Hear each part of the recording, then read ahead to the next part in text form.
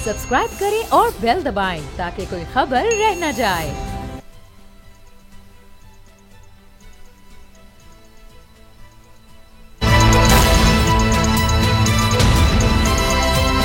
अब पता चला। बिस्मिल्लाहिर्रहमानिर्रहीम, अस्सलाम वालेकुम। मैं हूं मोहम्मद उसामा गाजी और आप देख रहे हैं अब पता चला। हुकूमत मुश्किल फैसले करेगी या फिर इंतखाबात का ऐलान होगा? क्या सहाफ़ियों को दबाने का सिलसिला रुकेगा? और इमरान खान के बयानिए को झूठ कहने के बावजूद हुकूमत इन्हें फूल प्रूफ सिक्योरिटी फराहम करेगी?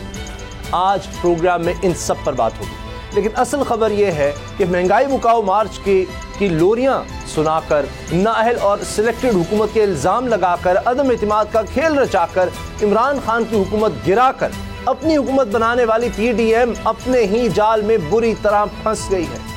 हमेशा की तरह एक बार फिर मिठाइयाँ खाना, एक दूसरे के मुंह मीठे कराना भारी पड़ गया है।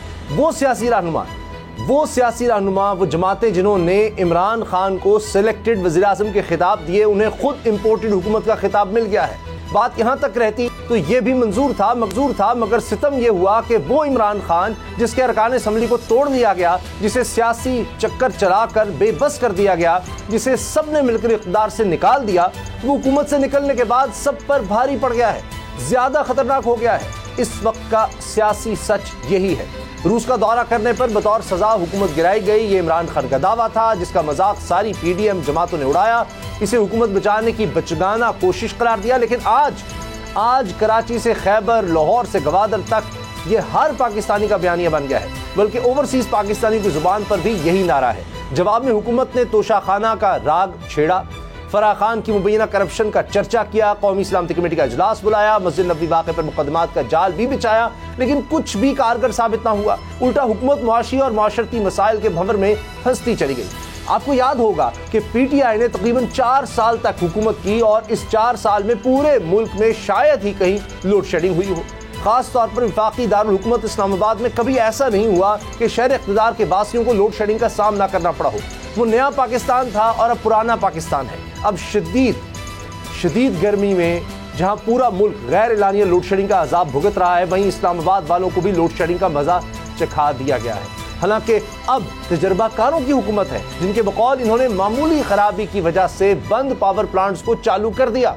सवाल सादा सा है कि फिर राहबरों की इस तजर्बाकारी का मुल्क को, अवाम को क्या फायदा हुआ? लोड शेडिंग का जिन क्यों काबू में नहीं आया?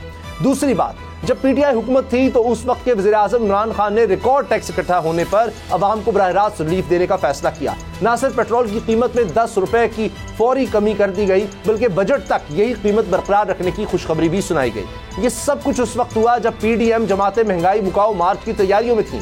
होना तो ये चाहिए था कि इस फैसले की तहसीन की जाती, लेकिन उस वक्त भी अवाम को रिलीफ देने के इस फैसले पर तनकीद की गई और आज हुकूमत में आकर भी इसके लत्ते लिए जा रहे हैं। लेकिन अवाम का सवाल फिर सादा और मासूमाना है कि अवाम को रिलीफ देने के इस फैसले पर तनकीद क्यों?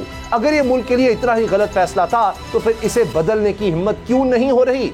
कड़वा है मगर सच यही है कि नून लीग हो, पीपल्स पार्टी हो या फिर जेयूआई, सबकी तरजीह रियासत नहीं सियासत है। मिलकर हुकूमत तो गिरा दी, लेकिन अब मुश्किल फैसलों का बोझ कोई अकेले उठाने को तैयार नहीं। राहबरों का ये मखमसा मईशत और रियासत के लिए जहर कातिल बन सकता है। इलाज इसके दो ही हैं, मुश्किल फैसले या फिर इंतखाबात के सिलसिले। हुकूमत वक्त क्या करेगी, इसी पर बात करेंगे। नज़ीर लगारी साहब, नूरुल आफीन मेरे साथ हैं। लगारी साहब, क्या शहबाज शरीफ वज़ीर आज़म पाकिस्तान मना लेंगे इत्तेहादियों को जल्द इलेक्शन पर? नवाज शरीफ ने तो उनको ये टास्क दे दिया है। बहुत शुक्रिया उसामा। एक तो मैं कुछ दिनों तक नहीं था आपके साथ, तो कुछ चीज़ों के बारे में बहुत ज़्यादा बाखबर नहीं रहा। आपने बहुत अहम अपना इंट्रो में चीज़ें की हैं। मेरे ख्याल में बहुत हो चुका एक्शन एंड रिएक्शन। एक गेंद को जब आप दीवार पर मारते हैं तो फिर वापस पलटती है, तो उसी शिद्दत से पलटती है। ये तो यूनिवर्सल कानून है, इसमें तस्लीम शुदा कानून है कि रिएक्शन जो है इक्वल होता है और हो रहा है, और दोनों तरफ से हो रहा है। और अब ज़रूरत इस बात की है कि सोसाइटी सिंथेसिस की तरफ जाए और वो रास्ता जाए एक्शन और रिएक्शन के बाद, या थीसिस एंटी थीसिस के बाद आप सिंथेसिस की तरफ जाएं। अगर आप नहीं जाते हैं तो अपना नाम ऐसी ناکام ریاستوں میں لکھوانے کے لیے تیار ہو جائیں جن کا کوئی مستقبل نہیں ہوتا ہے۔ اچھا، ہمیں میڈیا پرسن کے طور پر تو بہت سی چیزیں ایسی کرنی ہوتی ہیں جو ہمارے معیارات اور ہمارے اخلاقیات اس کی اجازت دیتا ہے۔ بعض دفعہ ہم ایسی چیزیں بھی کرتے ہیں جن کی اجازت نہیں ہوتی ہے ہمارے معیارات اور اخلاقیات میں، پھر ہم خود سیاستدان بن جاتے ہیں یا ہم خود سیاسی مفتی بن جاتے ہیں اور فتوے دینا شروع کرتے ہیں۔ تو ہمیں فتوے دینے سے بھی اب باز رہنا چاہیے۔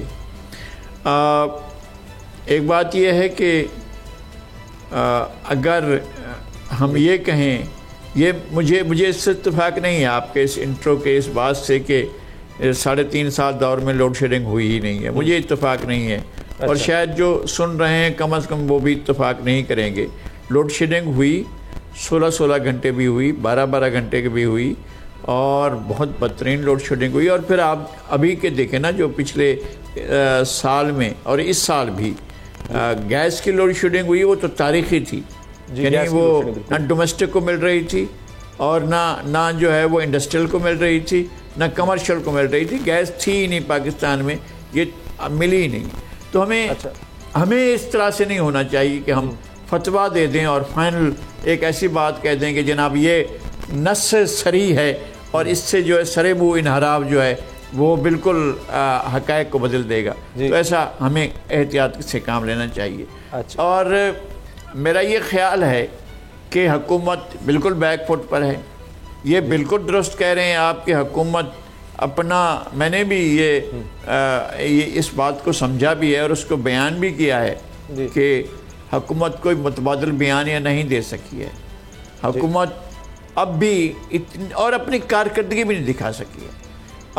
میں نے بعض چیزیں سمجھی تھیں کہ یہ چیزیں ایسی ہیں کہ اگر اس طرف توجہ دے گی حکومت تو لوگ ایک اور وہ دیکھ لیں گے کہ جناب یہ وہ جگہ ہے جہاں پر حکومت توجہ دے رہی ہے۔ سندھ میں ڈراؤٹ ہے، سرائکی بیلٹ میں تباہ کن ڈراؤٹ ہے، بلوچستان میں تباہ کن ڈراؤٹ ہے، اور وہاں پر خشک سالی اور پانی کی نایابی سے پہلے جانور مرے، سینکڑوں کی تعداد میں، ہزاروں کی تعداد میں مرے ہیں۔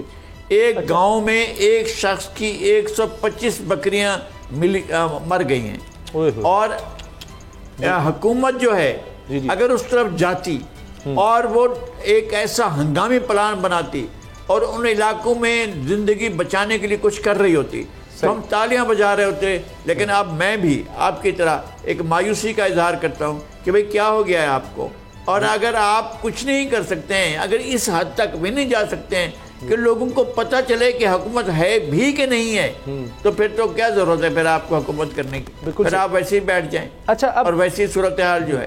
یہ تو بات چلے ہم کہہ بھی دیں۔ میں آخری بات کر رہا ہوں، میں آخری بات کر رہا ہوں، میں صرف یہ کہہ رہا ہوں کہ نہ عمران خان کی جذباتیت اس ملک کو بچائے گی، نہ جو سابق اپوزیشن تھی اور موجودہ مخلوق تو حکومت ہے، نہ ان کی کارکردگی ملک کو آگے لے جا سکتی ہے۔ مجھے صرف اس بات کا پتہ ہے کہ یہ جو پولرائزیشن ہے اگر آگے بڑھتی ہے تو پاکستان ایک خطرناک کھائی کی طرف جا رہا ہے، اور میں پیچھے سے چیخ و پکار مچا کر کہہ رہا ہوں کہ پاکستان کھائی کی طرف بڑھ رہا ہے۔ میں خدا کے واسطے ملک کو کھائی میں جانے سے روکا جائے، اور یہ بہت بڑا ہے۔ اور جس طرح سے یہ پولرائزیشن ہوئی سیاست کے اندر، اس نے ملک کو، اب آپ جائیں، شیخ رشید صاحب کا میں سن رہا تھا، اگر میں غلط نہیں ہوں تو وہ فرما رہے تھے کہ اب ایک مخلوط حکومت کی طرف جانا ہوگا۔ اگر آپ اس طرف جا سکتے ہیں اور جس میں اسٹیک ہولڈرز ہوں، ادارے بھی موجود ہوں، وہ بھی اپنا ان پٹ ڈالیں اور وہ بھی بیٹھیں، اور یہ نہ سوچیں کہ جناب اقتدار پر قبضہ پی ٹی آئی نے کرنا ہے، پی ایم ایل این نے کرنا ہے، فوج نے کرنا ہے، عدلیہ نے کرنا ہے، کسی اور نے کرنا ہے۔ یہ سوچیں کہ یہ ملک ہے اور اس کو بچانا ہے، ہم نے سب نے مل کر بچانا ہے۔ تو اس طرح سے بیٹھ کر اگر آپ وسیع البنیاد مخلوط حکومت کی طرف جاتے ہیں تو آپ کے لیے ایک راستہ کھلے گا، ورنہ مجھے حالات بہت زیادہ خطرناک نظر آ رہے ہیں۔ اچھا، اس طرح کی بات بھی ہو رہی ہے نیشنل سیکیورٹی کمیٹی سے جناب کہ وہ آرمی چیف بھی بیچ میں ہوں، اس میں ججز کو بھی بلایا جائے اور پھر کوئی حل نکالا جائے۔ نور العارفین، کیا آپ کو لگتا ہے کہ یہ اب جس طرح سے شہباز شریف صاحب یا نواز شریف چاہ رہے ہیں کہ جی اب کوئی الیکشن کی ہی صورت نکلے، پیپلز پارٹی صرف رہ گئی ہے. باقی آپ اگر دیکھیں ایم کیو ایم کا بھی بیان آ گیا کہ جناب الیکشن ہی حل نظر آ رہے ہیں, اور پھر تو پتہ نہیں ان سے غلطی ہو گئی, پھر کیا کرنے آئے تھے, یہ ان کے لیے بھی مسائل ہیں. لیکن سب سے زیادہ تو پیپلز پارٹی کھوئے گی. اب وہ 1.5 سال ان کی حکومت رہتی تھی, وفاق میں ان کو وزارتیں مل رہی تھیں, اب وہ کیا سندھ کی قربانی دیں گے, پوری حکومت کی قربانی؟ ابھی 1.5 سال باقی تھا, 2 بجٹ تھے, تو یہ پیپلز پارٹی کے علاوہ تو سب لگ رہا ہے کہ احساس ہو گیا سب کو کہ بہت بڑی غلطی, بہت بڑا بلنڈر ہو گیا. اور یقیناً یہ مسائل آج کے نہیں ہوں گے, لیکن یہ تو سب کو پتا تھا. ایک شیڈو کیبنٹ ہوتی ہے یا اپوزیشن کا کام ہی ہوتا ہے, اسمبلی میں موجود تھے, سب چیزیں ان کے سامنے تھیں, اگر نہیں بھی تھیں تو اب یہ کون مانے گا؟ یہ جب جائیں گے لوگوں میں تو سوال تو پوچھیں گے. اور کیا پیپلز پارٹی, اب سوال بنیادی صرف یہ رہ گیا ہے کہ پیپلز پارٹی کیا کرے گی؟ یہ فیلئر سب سے بڑی بات, یہ جو حکومت آئی ہے اور یہ جو اس کے پرائم منسٹر ہیں, اس کے جو پردھان ہیں, یہ جو ابھی 4 دن کی یاترا فرما کر کے آئے ہیں, ایک ایسے آدمی سے یہ مذاکرات کر کے اور اس کی سوچ لے کر کے پاکستان آئے ہیں جس کی کلچ پلیٹیں پاکستان واپسی کے نام سے ہی اوپر نیچے ہو جایا کرتی تھیں. ایک ایسے آدمی کے پاس گئے تھے یہ اپنے سر پہ اقتدار کا ہما پا کر, کہ جو پاکستان سے مفرور ہے, جس پر کیسز ہیں, جو فرار ہونے کا ایک ٹریک ریکارڈ رکھتا ہے, جو پہلے مشرف کے دور میں معاہدہ کر کے بھاگا, اس کے بعد پوری پارٹی جھوٹ بولتی رہی, سب سے بڑھ کر کہ یہ آدمی جھوٹ بولتا رہا. ٹریک ریکارڈ ذاتی حیثیت میں معاذ اللہ یہ ہے کہ اپنے والد کو دفن کرنے کے لیے صرف گرفتاری کے خوف سے پاکستان نہیں آیا. اس کے بعد جب والدہ کا وصال ہوا تو والدہ کے تابوت کو پاکستان بھجوا کر کے اپنے نوکروں سے دفن کروا دیا, اور وہ آدمی, وہ سو کالڈ چی گویرا, اس کی قدم بوسی کے لیے پوری کیبنٹ یہاں سے گئی تھی. 1 مہینے سے کچھ زیادہ, 1 مہینہ 15 دن کے قریب ہوئے ہیں. لیکن کب تک ہم جو ہے وہ گونگے کا گڑ کھا کر کے اور یہ سوچتے رہیں گے کہ جی ابھی آپ ابھی آئے ہیں اقتدار میں, ابھی آئے ہیں. 1 لاکھ میل کا سفر طے کرنے کے لیے پہلا قدم اٹھانا ہوتا ہے. پہلا قدم آپ نے کہاں اٹھایا؟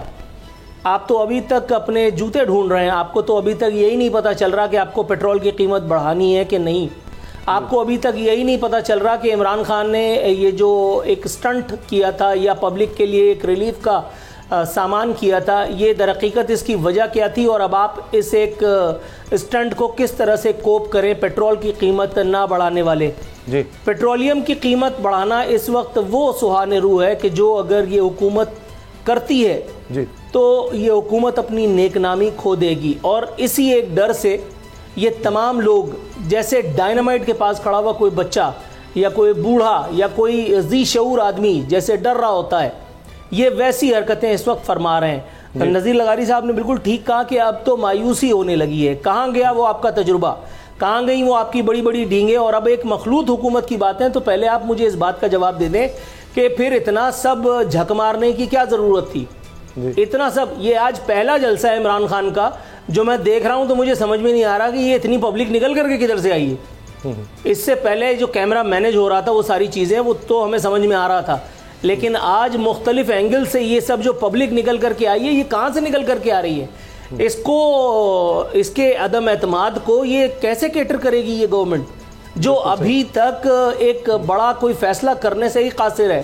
ان کو نہیں سمجھ میں آ رہا کہ ان کو الیکشن کی طرف جانا ہے یا ان کو اسی حکومت کو کنٹینیو کرنا ہے. اور اگر اسی طرح سے آپ کنٹینیو کریں گے تو آپ کیا تیر توپ تلوار چلا پائیں گے؟ 1.5 سال بھی اگر آپ کو مل گیا, یہ سوچ کر کے ہم نے تو آپ کے ہاں میں ہاں ملائی تھی کہ بھائی آپ شہباز اسپیڈ ہیں. آپ کے بارے میں یہ گمان کیا جاتا ہے کہ آپ نے بہت کچھ پنجاب کو دیا, تو شاید آپ نواز شریف سے الگ کچھ کر پائیں. عمران خان کی حکومت میں جو بدترین کارکردگی ہے, بدترین کارکردگی, اب ان لوگوں کے گونگے کا گڑ کھانے کی وجہ سے اب وہ لوگ, اب ان کی ریلیکٹنس بھی آواز بن رہی ہے. اب عمران خان ان لوگوں کا مسیحا بن کر کے سامنے آ رہا ہے جن کو کچلنے کے لیے, جن کی ضروریات کو پورا کرنے کے لیے اس نے ککھ نہیں کیا 4 سال میں. عمران خان سے بدترین وزیر اعظم میں نے اپنی زندگی میں نہیں دیکھا. لیکن اس وقت جو پبلک کا موڈ اس وقت بنتا چلا جا رہا ہے, اور اوپر سے ان لوگوں کی جو حرکات و سکنات ہیں اس ایک حکومت کی, جن کو عمران خان بھری سبھا میں امپورٹڈ کہتے نہیں تھک رہے, ان کی یہ حرکتیں تو مجھے لگ رہا ہے کہ ان کو گمنامی کے کنویں میں گرا کے رہیں گی. اچھا, اگر کہیں کچھ ہو رہا ہے, سکنات ہیں اس ایک جن کو عمران خان بھری. صحیح. اچھا, اب ایک مسئلہ یہ نظر آ رہا ہے لغاری صاحب کہ جو بڑے فیصلے ہیں، پیٹرول مہنگا کرنا ہے نہیں کرنا، اسٹاک ایکسچینج نیچے سے نیچے جا رہی ہے، ڈالر مہنگا سے مہنگا ہوتا چلا جا رہا ہے، اور وہاں پر ہمیں نظر آ رہا ہے کہ ایک خوف ہے، یعنی جس شخص کو اتنا خوف ہوگا شہباز شریف، نواز شریف کو یا ان کے ساتھ دیگر جماعتوں کو، کوئی سٹیپس نہیں لے پا رہے کہ جی عمران خان کو قابو کرو، تو اب یہ کہ عجیب لگ رہا ہے کہ عمران خان کو قابو کرو، وہ نہیں ہو رہا، لیکن قابو میں کس کو کرنا ہے؟ صحافیوں کو کرنا ہے۔ اب سمیع ابراہیم صاحب اب آ بھی گئے، اس سے بھی شاید تسلی ہو گئی ہوگی کہ پتہ نہیں کیا ہو جائے گا، انٹرپول سے رابطہ کرنا تھا انہوں نے، پتہ نہیں کس طرف جانا تھا کہ وہ اتنے بڑے کوئی موسٹ وانٹڈ قسم کے بندے ہوں گے پوری دنیا میں کے لیے، جناب پاکستان ان سے رابطہ کرے گا۔ یہ بھی پتہ چل رہا ہے حکومت کا فوکس، اس کی ترجیحات، کہ کہیں تو ان سے بالکل فیصلے نہیں ہو رہے عوامی سطح کے، لیکن جہاں اپنی ذات کی بات آ جائے، جہاں حکومت کی بات آ جائے، جہاں انہوں نے کسی اور کو بچانا ہے، جہاں سوال دبانے ہیں، وہاں بڑی تیزی سے ایکشن نظر آتا ہے۔ آج تو سمیع صاحب آ کر عدالت میں چلے گئے۔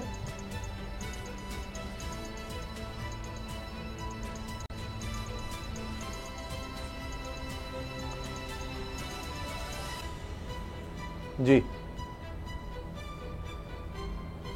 دیکھیں، اسی کو بخلاہٹ کہتے ہیں، ان چیزوں کے معاملات کو اپنے ہاتھ میں لینے کے بعد نہ سنبھالنا جو ہے یہ ان کا بنا ہے۔ ہمیں توقع یہ تھی کہ یہ آ رہے ہیں تو چیزوں کو بہتر کریں گے، کم از کم اس فیلڈ میں نہیں رکھیں گے۔ بھئی عمران خان آخری دنوں میں گئے، عمران خان نے جب گرفتار کیا محسن بیگ کو تو بہت آخری دنوں میں جا کر کیا تھا، نہیں ان کے دور میں پہلے بھی ہوتے رہے، لیکن یہ کہ یہ تو بالکل آخری واقعہ تھا۔ تو ہم نے ماضی میں بڑے بڑے دوستوں کو گرفتاریاں دیکھی ہیں اور جیل میں جاتے ہوئے دیکھا ہے، لیکن یہ تو آتے ہی انہوں نے جو ہے پہلا ہاتھ ہی رکھ دیا، اور ایسے دوست پر ہاتھ رکھا ہے کہ جن سے کسی قسم کی بھی جس کا وہ شرنگیزی کہتے ہیں نا، اس کا کوئی شین کا شائبہ تک بھی اس میں جس میں نہیں ہو، جو اتنا سادہ آدمی ہو اور اتنا سادی گفتگو کرنے والا، معاملہ فہم آدمی، جو چیزوں کو سمجھنے والا آدمی ہو، اس کے اوپر آپ نے جا کر ڈائریکٹ ہاتھ رکھ دیا کہ نہیں آئیں جی، پہلے تو اب آپ کو پکڑتے ہیں۔ تو میرے خیال میں یہ حکومت کی بخلاہٹ ہے، اور وہ بخلاہٹ اس دن سے جاری ہے جب سے انہوں نے اقتدار سنبھالا ہے، اور اقتدار سنبھالنے کے بعد انہوں نے اقتدار کو مستحکم کرنے، لوگوں کو ڈیلیور کرنے، یہ نہیں تھی۔ بھئی بہت سے فیلڈز ہیں نا یار، بہت سی جگہیں ہیں جہاں آپ لوگوں کو جا کر ریلیف دے سکتے ہیں اور اپنے لیے پاپولرٹی بھی کما سکتے ہیں، بڑے بڑے آپ کے نعرے لگیں گے اگر آپ وہ کام کریں تو کر سکتے تھے، لیکن آگے اتنی بڑی مشکلات ہیں۔ اسامہ میں آپ کو کیا بتاؤں، میں دیکھ کر آیا ہوں، فصلیں تباہ ہو چکی ہیں۔ دو چیزیں تھیں، فصلوں کو بر وقت پانی نہیں ملا اور کھاد نہیں ملی، یوریا نہیں ملا، ڈی پی نہیں ملی، تو ان تمام چیزوں سے جو ہے وہ فصلیں یعنی 50% سے بھی کم ہوئی ہیں۔ آپ کو آ جائیں عمران خان، آپ دیکھیے گا کہ اگلے 6 مہینے میں جو کچھ ان کے ساتھ 1 مہینے میں ہو، ان کے ساتھ بڑی حد تک جا کر 6 مہینے میں ایسی صورتحال ہو جائے گی کہ جناب لوگ بیزار آ جائیں گے، لوگ بھوک سے مرنے لگیں گے۔ آپ کو حل نکالنا ہے مسئلے کا، صحیح، اور مسئلے کا حل یہی ہے یعنی کہ آپ سب بیٹھیں جی اور یہ چھوڑ دیں ایک دوسرے کو غدار، کافر اور بے دین اور ایجنٹ فلاں اور یہودی ایجنٹ اور فلاں کا ایجنٹ، امریکی ایجنٹ، یہ کہنا چھوڑ دیں مجھے اور بیٹھ کر معاملے کو حل کریں۔ صحیح کہہ رہے ہیں کہ اب صحافت کے لوگ جو ہم کیا کریں، یعنی ہمارے بارے میں جب آپ کو غصہ ہوتا ہے کسی اور پر تو وہ غصہ ہم پر اگر نکالیں گے۔ بالکل، سب کو بیٹھنے کی ضرورت ہے، کیونکہ کوئی بھی حکومت آ جائے، مخلوط حکومت آئی، اس سے مسائل نہیں ہو سکے، اب نگران حکومت کی ابھی بات چل رہی ہے، اس کے بعد بھی جو حکومت آئے گی تو یہ نہیں ہے کہ کوئی بھی حکومت اکیلے یہ مسائل کو ختم کر سکتی ہے۔ مجھے بریک کا چکے کہا جا رہا ہے۔ نور عارفین، میرے پاس چند سیکنڈ میں معذرت چاہتا ہوں، میں بریک کے بعد آپ کے پاس دوبارہ آؤں گا۔ سمیع صاحب کے معاملے پر آپ کیا کہیں گے کہ وہ تو آ گئے ہیں، عدالت میں آ گئے ہیں، اب کس چیز کا حکومت کو خوف ہے؟ ایک شخص ہے پاکستان بھی آ گیا ان کو تھا کہ پتہ نہیں آئے گا یا نہیں آئے گا۔ پرائرٹی سیٹ کر لے گورنمنٹ۔ اگر سمیع ابراہیم کو بیہائنڈ بارز بھیجنے سے یا آپ کی، میری، نذیر لغاری صاحب کی، ہم سب کی، ان سب سوال پوچھنے والوں کی گرفتاریوں سے، ان کی سزاؤں سے حکومت کا قبلہ درست ہو سکتا ہے، اگر عوام کے مسائل حل ہو سکتے ہیں تو فبیا، لیکن یقین مجھے اس بات کا ہے کہ آخر کار یہ تمام جھک مارنے کے بعد ان کو سمجھ میں آ جائے گا کہ یہ بھی وہی سب ٹامک ٹوئیاں مار رہے ہیں جو اس سے پہلے والی حکومت کر رہی تھی. جس وقت پیکا آرڈیننس کے خلاف یہ باتیں کر رہے تھے, بڑی بڑی باتیں کر رہے تھے, یہ عوام دشمن حرکتوں پر ان پر تبرہ فرما رہے تھے, یہ آزادی اظہار کا رونا رو رہے تھے.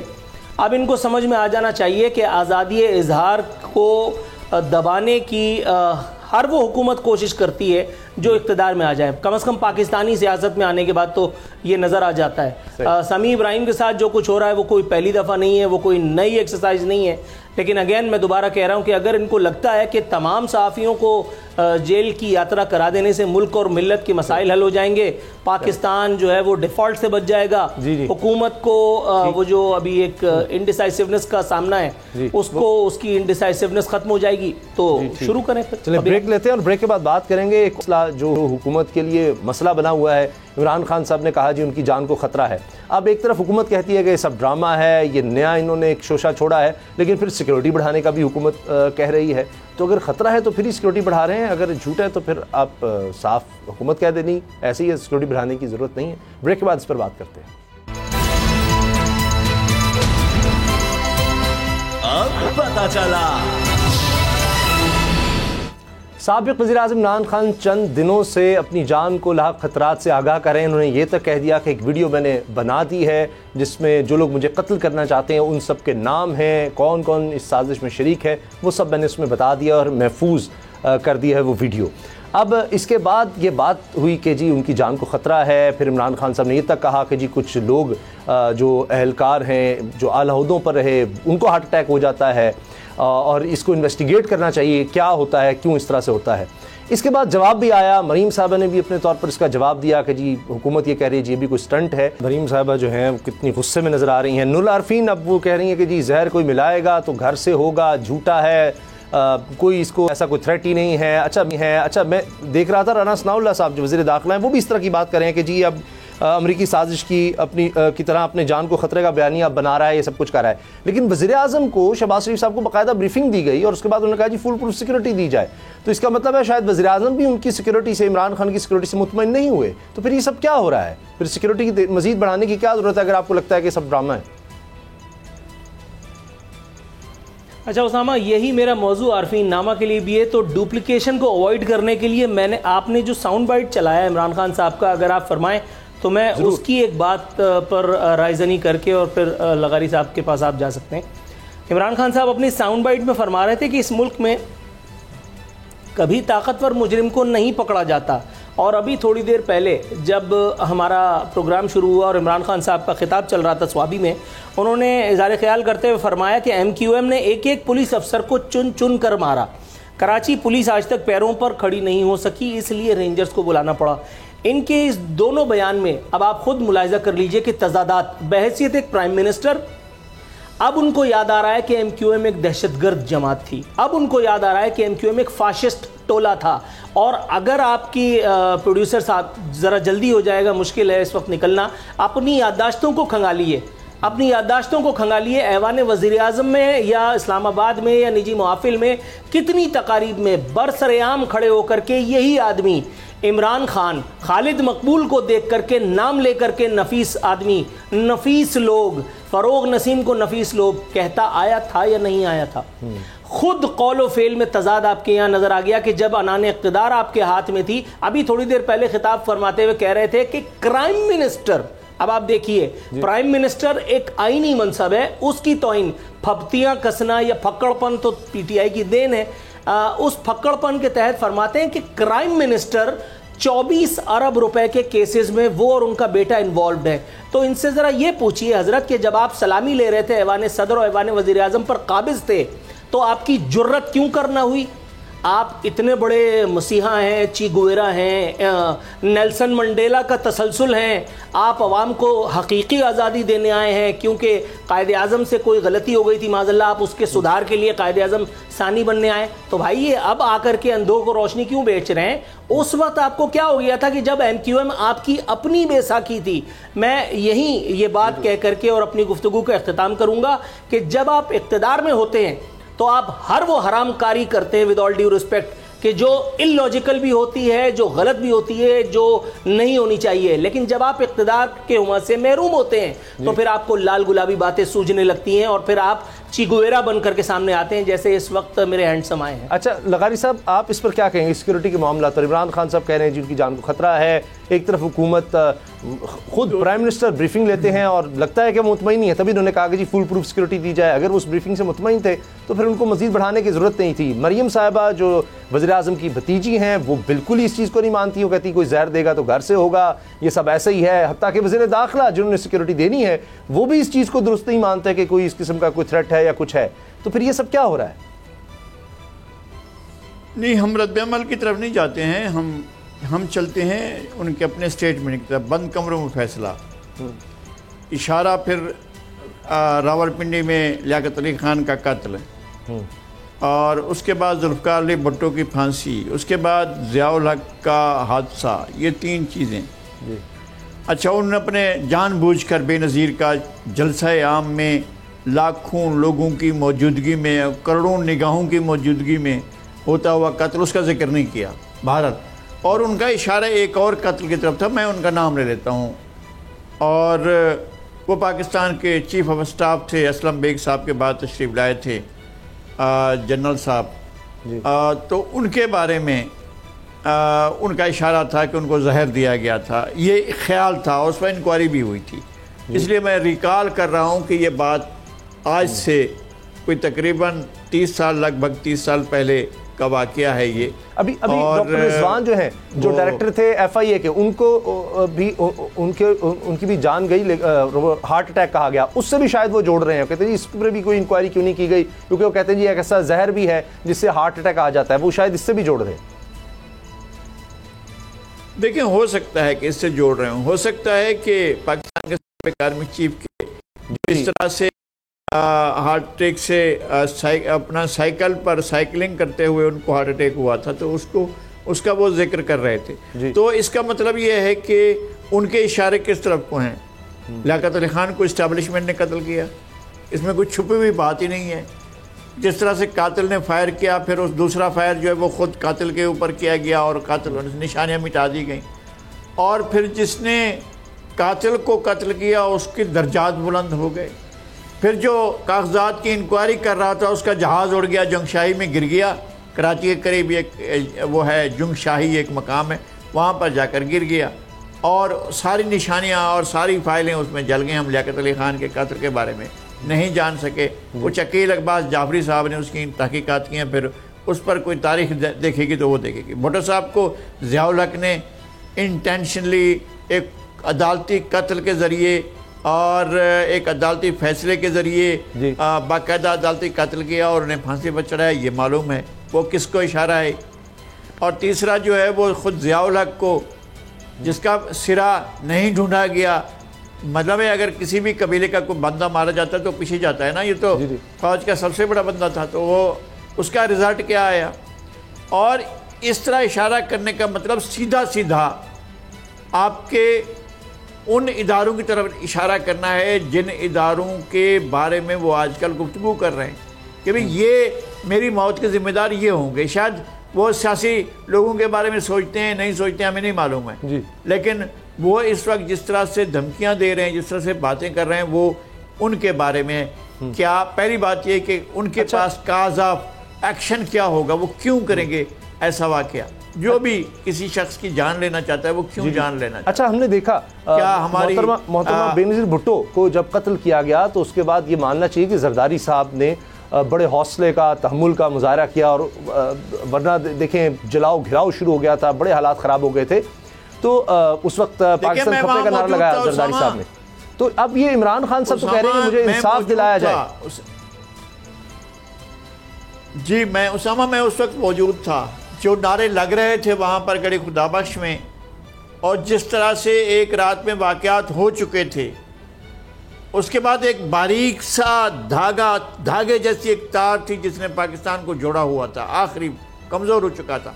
پاکستان کا سندھ کا رشتہ کمزور ہو چکا تھا, اتنا کمزور کہ آپ پھر اس کو پتہ نہیں کس طرح سے بڑے بموں سے اس کو روکتے. لیکن ایک جملے نے کہ پاکستان کھپے اس پر جو ہے وہ آپ نے اس دھاگے کو دوبارہ جوڑ دیا. دیکھیں وفاق ہے، یہ پاکستان ایک وفاق ہے، اور 4 اکائیوں کا اس وقت 4 اکائیاں 5 بھی ہو جائیں گی جب سرائیکی صوبہ یہ اتنے عرصے سے کہہ رہے بنائیں گے تو پھر 5 صوبوں کا ایک وفاق ہے. آپ کو وفاق کی طرح رکھنا ہے. یہ نہیں ہے کہ ایک آدمی ہو وہ آپ کا محبوب نظر ہو، اور ایک آدمی ہو جو آپ کا مطلوب نظر ہو، اور ایک آدمی وہ ہے جس کو آپ جو ہے وہ بالکل ایسا کریں کہ وہ نظروں کے سامنے بھی نہ ہو. جناب عمران خان صاحب کی زندگی بہت قیمتی ہے، بالکل ان کا ہر قیمت پر جو ہے ان کو تحفظ فراہم کیا جانا چاہیے. لیکن وہ جو الزام لگا رہے ہیں وہ مجھے ایسا نہیں لگ رہا ہے کہ وہ اپنے سیاسی مخالفین پر لگا رہے ہیں. وہ الزام لگا رہے ہیں ان اداروں کے اوپر جو ادارے ہمارے لیے بہت محترم ہیں. اور اگر ان کو واقعی ان سے خطرہ ہے تو پھر یہ بات کھل کر کہہ دینی چاہیے. پھر اس معاملے کو انویسٹیگیشن میں جانا چاہیے، اور اس معاملے میں جے آئی ٹی بننی چاہیے، high level J I T بننی چاہیے، اور سپریم کورٹ کے جج کی نگرانی میں ایک high level J I T بننی چاہیے، بریک کا وقت ہو جائے گا. انویسٹیگیشن ہونی چاہیے. ہم نے دیکھا کہ محترمہ بینظیر بھٹو نے بھی اس طرح سے اظہار کیا تھا جی اگر مجھے کچھ ہو گیا تو یہ لوگ ذمہ دار. بعد ہم نے کچھ ہوتے نہیں دیکھا، بلکہ یہ بھی ہے کہ وہ تو پھر اقتدار میں ان لوگوں کو لایا گیا. یہ بھی پھر ایک عجیب بات ہے کہ یہ بھی ہم نے ماضی میں ہوتے دیکھا ہے. بہرحال ہم بریک لیتے ہیں اور بریک کے بعد بات کریں گے. پانی کا مسئلہ اس وقت پورے ملک میں بڑی خطرناک صورتحال اختیار کر گیا ہے. لغاری صاحب پروگرام میں مسلسل بات کر رہے ہیں. اب کچھ اقدامات ضرور اٹھائے گئے ہیں، کچھ مخیر حضرات بھی سامنے ہیں، کہا جا رہا ہے حکومتی سطح پر بھی کچھ اقدامات کیے گئے ہیں. یہ پورے ملک میں مسئلہ نظر آ رہا ہے. کیا حل ہے اس کا؟ بریک کے بعد بات کرتے ہیں.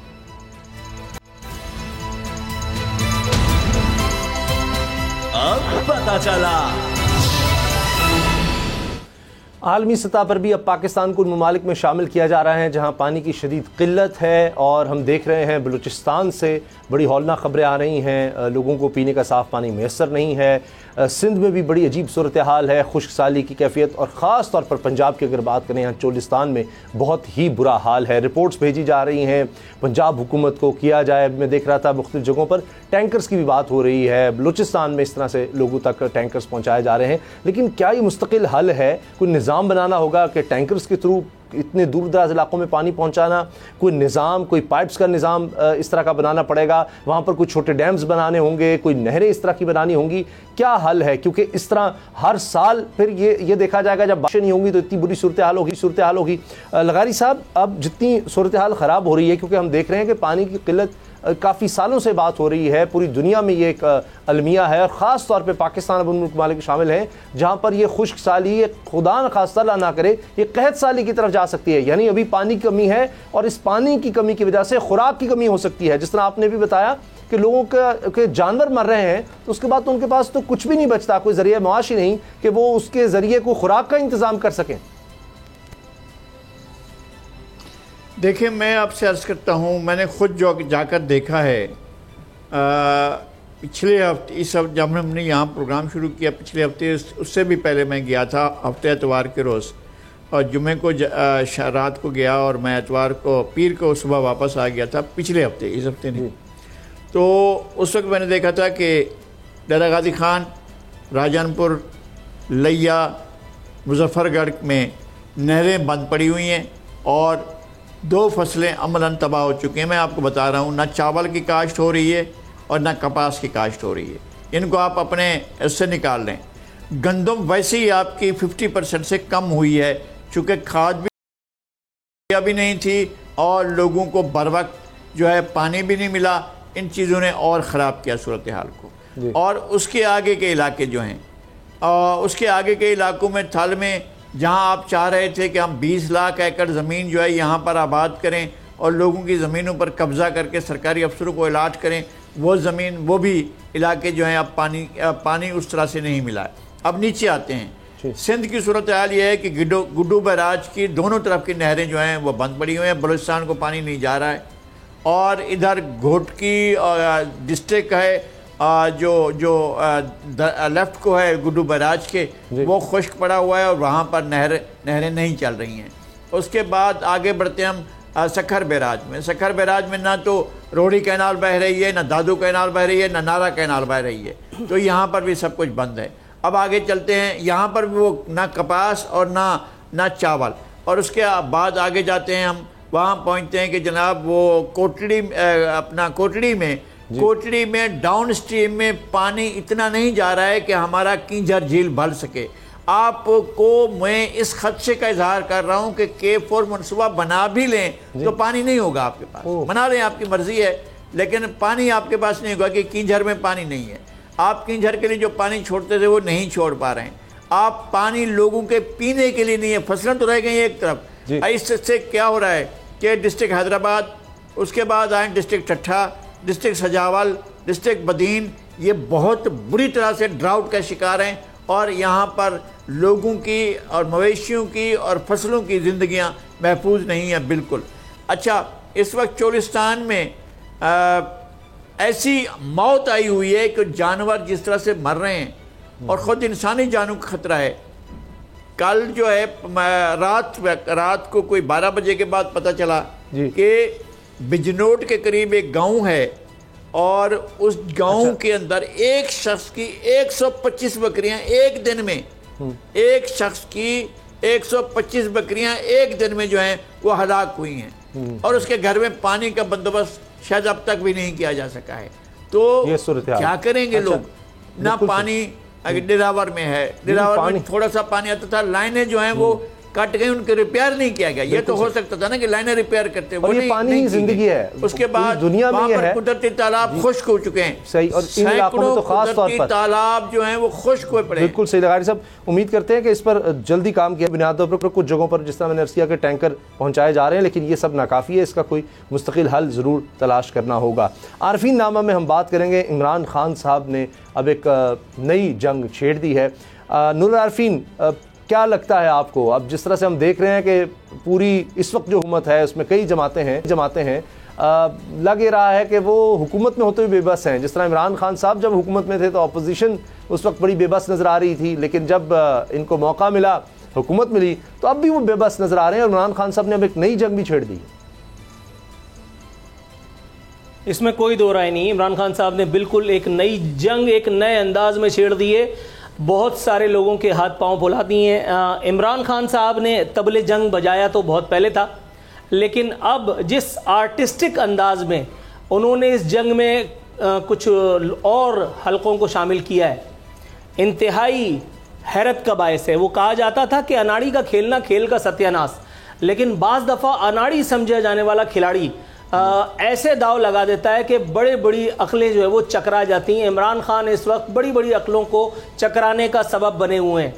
انہوں نے ایک ایسی سچویشن پیدا کر دی ہے کہ فریق مخالف یا فریق ثانی اس وقت جائے نماز پکڑ کر کے اور کونے میں جا کر کے اللہ تعالیٰ سے، اللہ رسول سے دعائیں مانگ رہا ہے کہ یا اللہ اس ایک آدمی کو کچھ مت ہونے دینا، کیونکہ اس نے اتنا شور شرابہ کر دیا ہے کہ اگر کچھ بھی ہوا، نزلہ زکام بھی ہوا، تو بھی الزام کسی نہ کسی کے سر انشاءاللہ آ ہی جائے گا. عمران خان صاحب نے جو کیا ہے اور جس کے ساتھ کیا ہے، مجھے نام لینے کی ضرورت نہیں، سب کو سمجھ میں آ رہا ہے کس نے کس کے ساتھ کیا کیا. عمران خان صاحب نے بالکل دیوار سے لگا دیا ہے ان لوگوں کو جو اب تک دوسروں کو دیوار سے لگاتے اور کبھی زمین کے نیچے پہنچاتے نظر آتے تھے.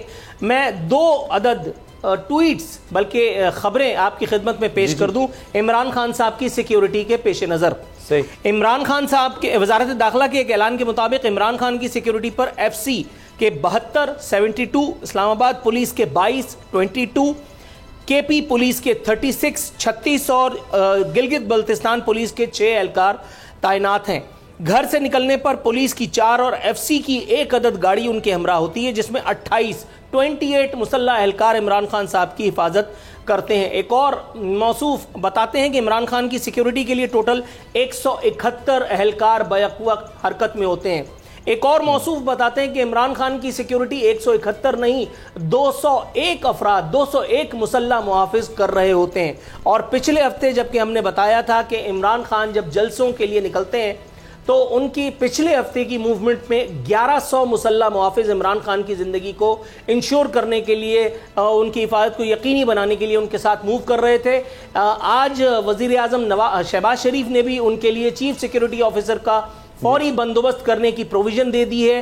ساتھ ہی ساتھ ان کو جو FC اور پولیس کے مزید اہلکار مہیا کیے گئے ہیں ان کی تعداد آپ کی خدمت میں گوش گزار کر چکا. اتنی ساری باتوں کے باوجود عمران خان صاحب نے وہ جو ایک حربہ استعمال کیا اور تواتر کے ساتھ اب وہ اس کا استعمال کر رہے ہیں، ہر گزرتے دن کے ساتھ، ہر گزرتے جلسے کے ساتھ وہ فریق ثانی یا فریق مخالف پر اپنے دباؤ کو بڑھا رہے ہیں اور سامنے بوکھلاہٹ نظر آ رہی ہے، خود اب مجھے نظر آ رہی ہے، تو اس کا مطلب ہے اب کوئی آنکھ کا اندھا بھی نوٹ کر سکتا ہے۔ عمران خان صاحب نے یہ جو ویڈیو والا حربہ استعمال کیا ہے، عمران خان کو خطرہ ہو یا نہ ہو، لیکن عمران خان نے جو ایک تیر چلایا ہے، نہ جانے کتنے قلوب کے پار گیا ہے، نہ جانے کتنے قلوب اور اذہان اس سے مسخر ہوئے ہیں، مسخر کو انورٹڈ کاماز میں ہی سمجھیے گا۔